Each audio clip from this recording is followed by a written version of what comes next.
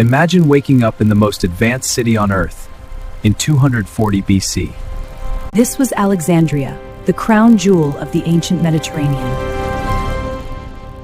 A city of 500,000 people and the busiest port in the world. Guarding the harbor stood the legendary Lighthouse of Alexandria. Nearly 400 feet tall, it guided ships across the Mediterranean. Alexandria wasn't chaotic, it was carefully planned with straight, wide streets. Greeks, Egyptians, Jews, and traders from across the world lived here. At the heart of the city stood the legendary Library of Alexandria. Every ship entering the harbor had to surrender its books. The library copied them and kept the originals. Here, Eratosthenes measured the size of Earth.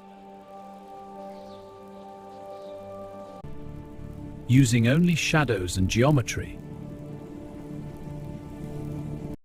The market sold goods from 3 continents. Indian spices, Arabian incense, and Spanish silver. The city was ruled by Ptolemy III Euergetes.